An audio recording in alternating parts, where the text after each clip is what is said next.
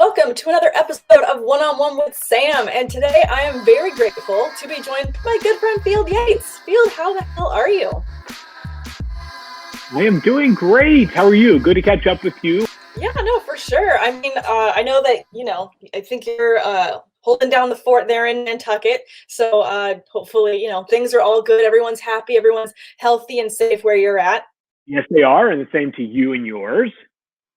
Thank you. I appreciate that. It's been we had a very busy off season as soon as, players were allowed to move different places. So fun new landing spots, and then finally had some fun news with the draft. What do you think was the biggest move just in general for this off season that you saw? Well, I tell people that I could try to think of some witty, creative, not Tom Brady, but that would just be irresponsible, right? So let's look at how the Bucs have changed as an organization since signing Tom Brady as a free agent. They have one of the losingest records ever in the NFL. Like if you look at all 32 franchises and their career franchise, they're the bottom of the totem pole. And now they are, and again, Brady, we'll see how they actually fare wins and losses wise. But you think about a team that has that little history. Yes, one Super Bowl, but been one of the I would say less notable franchises over the last decade or so. I think that's a fair assessment. It's not taking a shot. It's just a fair assessment. Now they've got 5 primetime games. We talk about Tom Brady is driving crazy amounts of merchandise with the number of jersey sales. Their ticket sales are through the roof, and we don't even know if people are going to be allowed in stadiums. So as much as alignment is going to be the key, the missing ingredient to a respective offense, the biggest story of the offseason, and it's not close. I mean, it's not even close to close. It's Tom Brady going to the Bucs. Yeah, I definitely see that. He is quite an asset. And once you have a piece like that on your team, you're just now fully weaponized. It's not like, I almost want to say he's like a cheat code in many ways, but, your efficiency rating is going to go through the roof. Now, we all know that the amount of yards that players like Mike Evans and Chris Godwin are going to have, an amount of catches is probably going to take a bit of a hit as they don't have the volume they would have had with Winston. Yeah, a few less turnovers probably means fewer games where the Bucs are throwing the ball 60 times because they're down 14-0 before you've even blinked or before you sat down on your couch. So there might be a little bit of a dip in the overall production for Mike Evans and Chris Godwin, especially when you factor in the addition of Rob Gronkowski. But I'm not super nervous about our players. I just think that while there was at least a case for Chris Godwin as a top 3 wideout going into the year if Jameis Winston had returned, I think now that case is, largely diminished. It can happen, but I think Godwin's less likely to finish as a top 3 wide receiver this year just because we expect the offense to be slightly less heavily based on the pass. Yeah, but you still have Mike Evans pretty high in your rankings. You have him at 9 in for PPR? That sounds about right to me. It's funny is I know we're going to go through rankings in this, and I'm just going to put this out there at the beginning of the show.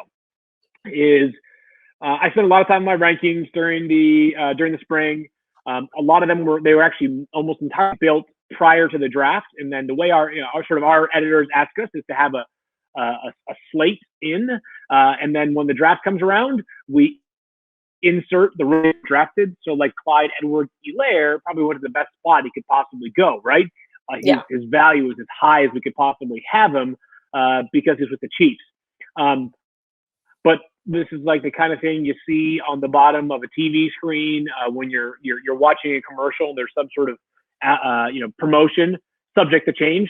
My rankings are subject to change. So I look at also the other thing I want to say is that for me, rankings are a little bit less about Mike Evans at 9, Adam Thielen at 11. It's more about tiers and my players in tiers.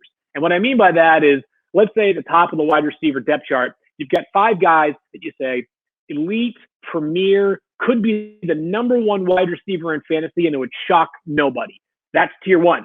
Tier 2 is guys that have an excellent shot at 1,000 yards and 10 touchdowns. If they were locking in, basically top 10 to 12 wide receiver options every single week. That's tier 2. So while I have Mike Evans at number 9, I would say that it's more of he's probably a tier 2 for me. He's a guy that I expect to have 1,000 yards this year.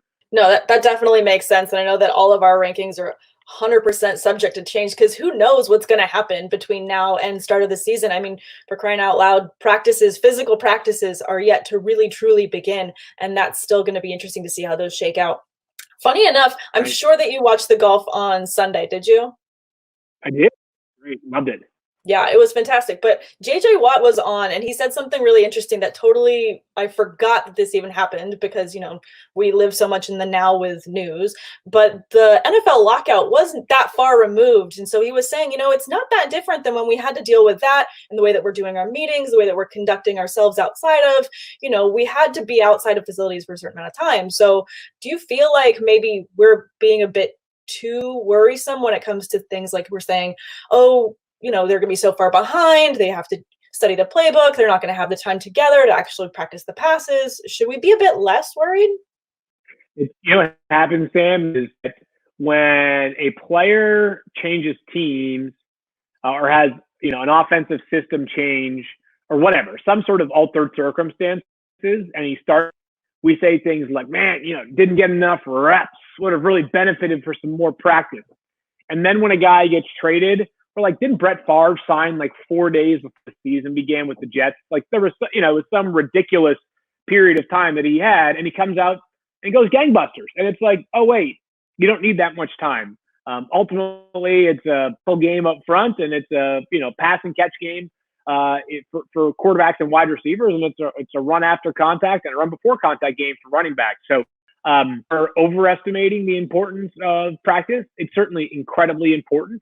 But I don't think that September 10th, I think is the first game right around there. I don't think that we're going to head to the first game of the regular season and it's going to look like Patrick Mahomes hasn't picked up a football in 3 years. It's going to, maybe there are some ways where we can see it, but I think for the most part, the cream's going to rise. And I'm not super concerned about some of these players and their readiness. These guys are doing a great job of keeping themselves in shape as we await their return to team facilities.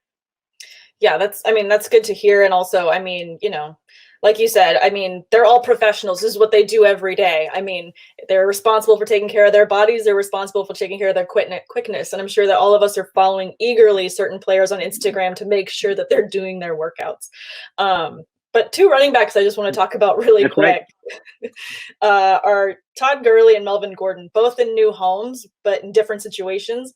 I feel like Gurley is a bit lower on a lot of people's rankings, and I see him dropping in a couple drafts, but also going really early in some. One, because of the opportunity he has with Atlanta, but two, because he does have that injury history. What do you expect from someone like him who's just had such a big shift and move, who has the immediate number one, no competition? This is his job, and he's going to get to run with it. Yeah, that's why I'm excited about Gurley this year, is just because I look at the rest of the running back group, and it's not right. Ito Smith and Brian Hill are the two top backups there, and we've seen enough of Ito now. I think he's just sort of a solid player. I don't think he's special. I don't think he's spectacular. Brian Hill, we saw last year in a big spot, had an opportunity to really take over in fantasy. He wasn't great. So, and certainly those guys can get better, and running backs are tricky because we see players come out of nowhere all the time there. But I've got Gurley ranked as like a top 20 option. I might have him. If you have my ranks, you might have a more specific number there. Yeah, you have him. But here's what I would say. At 15. He's a player. Okay, so yeah, and I think it's about appropriate. And here's the good news for Todd Gurley, is that the past couple of years, we have been measuring him against the expectations of the best year of his career when he scored, 20-plus touchdowns, and was a fantasy MVP, and also against the contract, making $15 million per year. Now he's not either one of those things. No one's expecting him to be the MVP, and he's only making up to $6 million this year. Like, I look at it as, hey, Todd Gurley is an RB2, and when you go into the season with that level of expectation, you're not going to be disappointed. So I think the opportunity is there. I think he's an incredible pass catcher still. Like, that's not something that's going to fade depending on how the knee is feeling. They're going to manage him. Dirk Cutter, their offensive coordinator, talked about how they still don't know where he is physically. But I think that you can manage Todd Gurley and still get him 250 touches or more during the year, which to me is enough volume for me to think he's got a chance to be a top 15 option. Yeah, I love that. And I also love the value of being able to get someone like Gurley as your running back too. I mean, if you're going to be someone that drafts like running back, which in a couple drafts that I've already had, I said yes to a couple too many extra leagues this year because I was bored. But I mean, you gotta do it. How else are you gonna, win the game if you don't, shoot your You gotta do shot? it. So, Right. but it's great to get him as your running back too. Like you said, I mean, that's a good floor for your running back too. Yeah, I would say so. And it's an interesting year with running backs to say that every year. I think Gurley actually kind of reminds me of David Johnson in that way. Two players that I think the skill set is more of a question mark now than it was in previous years. But on paper, the volume looks at two offenses that I think are going to be high scoring, two players that I might be a little bit more optimistic on than most in the industry. Gotcha. Well, now on the other side of the coin, we've got Melvin Gordon, who also found a new home, but also found a lot of other friends that are going to be feeding into targets and availability there. I mean, one player that I think a lot of dynasty owners got real sad about was Philip Lindsay and his value just taking a bit of a hit to have someone like Melvin Gordon on the team. Are you worried about someone like Philip Lindsay and all of his stats, or are you more excited for the opportunity for Gordon? I would say that I'm actually, can I go with option C, which is a little bit nervous for Melvin Gordon. Um, I got, I was not expecting Denver of all teams to make a run at Melvin Gordon. I don't think it was a discounted price. I still think 2 years and $16 million is a lot of money to pay for somebody. Lindsay as a player already. They can say they haven't given up on Royce Freeman, but to me, this is a clear indicator that they've got other plans at running back that don't include Freeman. And I can understand why the Broncos wanted to add another workhorse back to play alongside Philip Lindsay, given that they're out on Freeman, but they seem to be going a different direction. But I don't think they needed to make it an $8 million per year premium. I think Melvin Gordon's a solid player. I think Philip Lindsay is good to leave out of the game plan, though. And if Philip Lindsay is getting minimum 10 and maybe maximum 18 touches per game, where does that leave Melvin Gordon? It might leave him where he was last, which if the touchdowns are there, great. But I'm just not convinced that he's going to be a workhorse this year. So I'm a little bit more nervous about Melvin Gordon. He's one of those players ranked in a certain spot. There are certain players that you just kind of avoid on your board. And my early thoughts that Melvin Gordon is one of my avoid players this year in fantasy.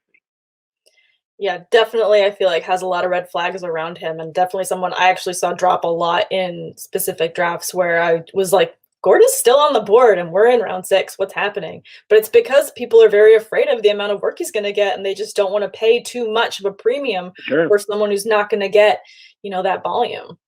Let's talk about quarterbacks and Kyler Murray and Deshaun Watson, both of whom are, I think, affected by Hopkins in two different ways.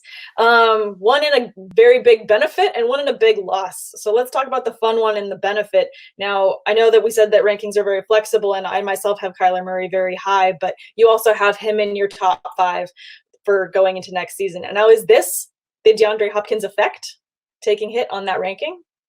Yeah, it's kind of the perfect storm for Kyler Murray, right? So he had one of the best receivers in football. And you have the potential development. Not great last year, but we thought might be a factor. Hakeem Butler, the 4th-round pick out of Iowa State. Keyshawn Johnson, the 6th-rounder. Like Andy Isabella, 2nd-round pick. We thought all those guys could be a thing last year. They should be better equipped to be a thing this year. DeAndre Hopkins, great. Kyler Murray, exceptional last year. What we saw from him, right? I mean, he was just brilliant down the stretch. And the big is that the Cardinals did not unleash Kyler as a runner entirely. Now, he still had over 500 rushing yards, and I want to say he had 96 carries last year.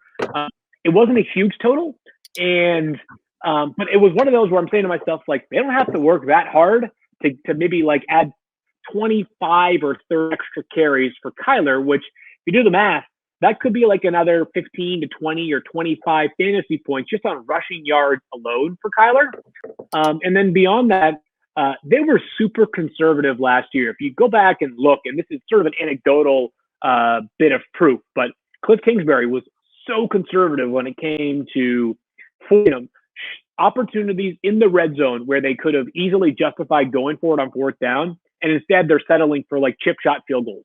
If Kingsbury trained it all, then there may very well be a changing of the guard in terms, well, not changing the guard, but there could be a much different outlook for Kyler Murray. He might just poach another, 3 to 4 touchdowns this upcoming year.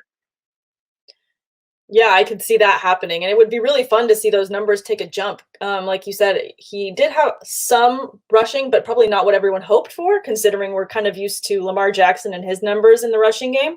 But hopefully we could see a big bump in that. And I know that I'm kind of all in on that offense and hoping to get Hopkins wherever I can, just because I'm excited for that volume and to see that connection.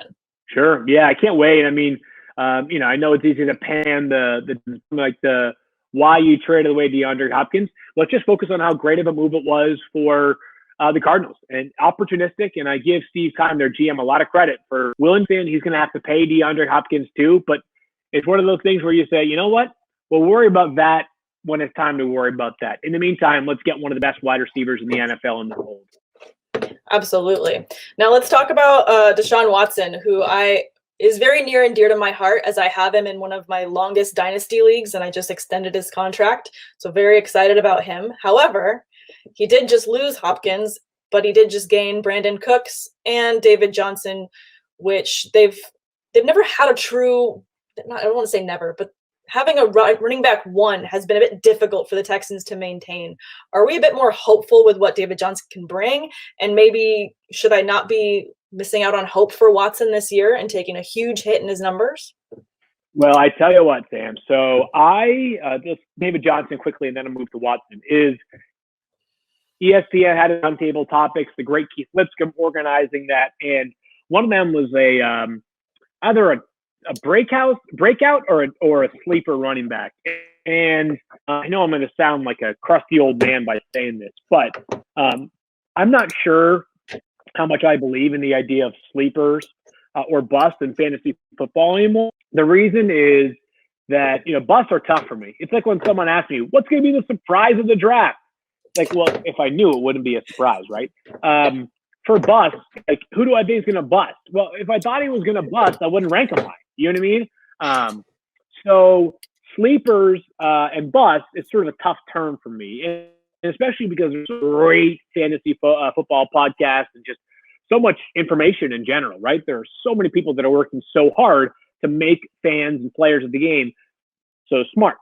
I'm saying, I do think that David Johnson could be better than people remember him to be. David Johnson is an excellent pass catcher. He did not look his same speed last year, but a chance he bounces back. And the Texans aren't looking at him as a player they added who is with his best football behind him. They believe, and we'll find, they believe his best football is in front of him. So I think that there's a chance that David Johnson looks like a really good value. As for Deshaun Watson, it's hard for me to slide him too far down my ranks. And that's, listen, you've got great quarterback options. So that's probably the biggest reason why he slides a little bit. But his rushing is so good.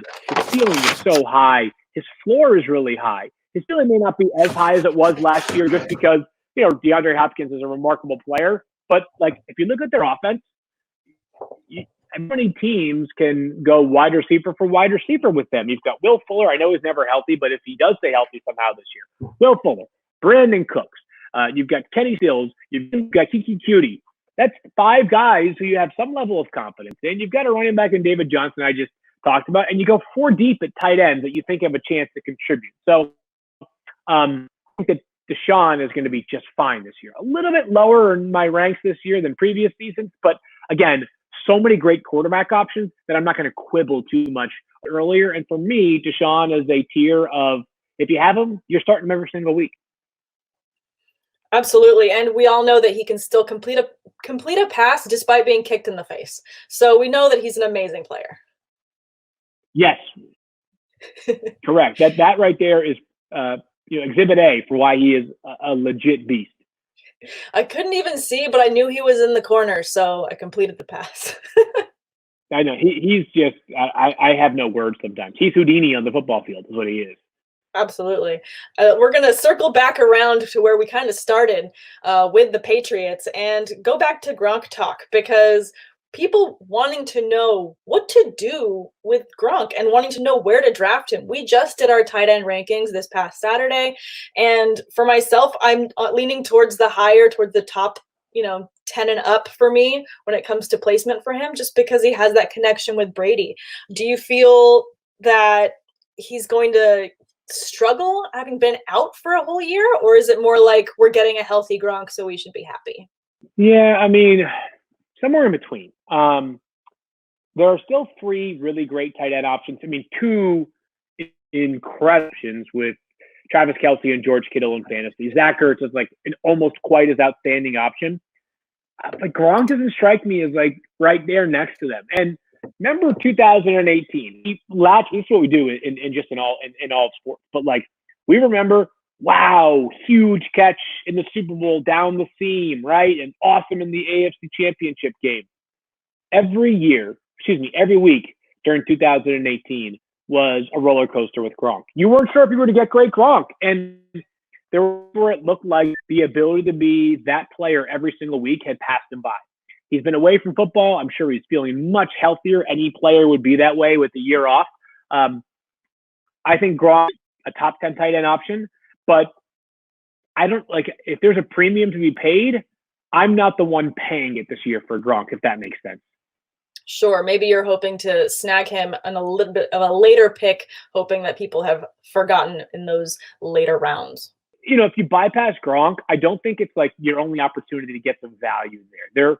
It's rare that there's at least something to work with this year. And besides the 3 that I mentioned at the top, you've got Hunter Henry, you've got Austin Hooper, you've got Evan Ingram, either have been or could be again productive next year. Darren Waller, there's no offense, a compelling sleeper. Mark Andrews was great last year. Chris Herndon is a sleeper, but still guys that are being less discussed. There are enough options that I don't think that like missing out on Gronk and having him become a star is going to cripple you so bad that you're not going to have options to sort of make up for that error. Sure. Now, just to end this quickly, I know that obviously you're a huge football fan, as I am, and we both have our teams, and pretty sure that you're a huge Patriots fan. I just have to say I'm very grateful that I don't have to have a sleepless night this year where my team is going to be playing your Patriots led by Brady. I am very grateful for that. Well, I think that everybody who is not facing Tom Brady this year should be facing Tom Brady, right? Absolutely. That's certainly one of the few universally agreed upon things in the world of football. Now, as a Steelers fan, should I still be as hopeful as I am? I'm excited to have a fully healthy team, and apparently Ben can officially throw, and he's shaved his beard not to be as crazy and old manish. So hopefully that means good things for my team. Yeah, I'm excited for the Steelers this year. I'm just happy that they have at least this season a roster that's complete with health, because last year it was so tough to watch.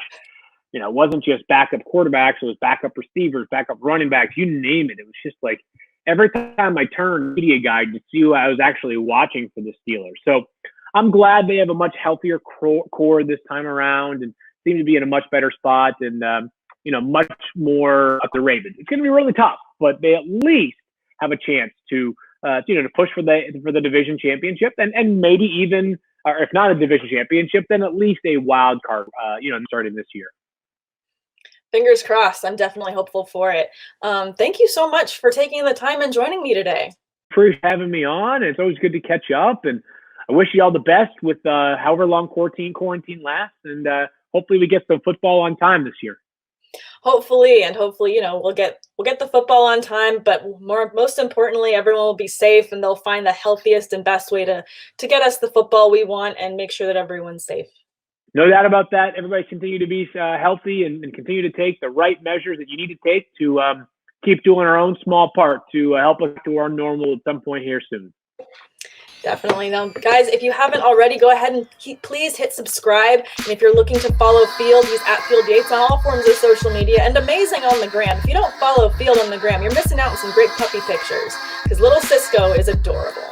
Well, I appreciate you saying that. Thank you. And guys, if you want to follow me, I'm at Samantha R. Holt on Twitter and at Sam_awesome on Instagram. Please tune in next time for whoever I get next. So thanks, guys, and have a wonderful day.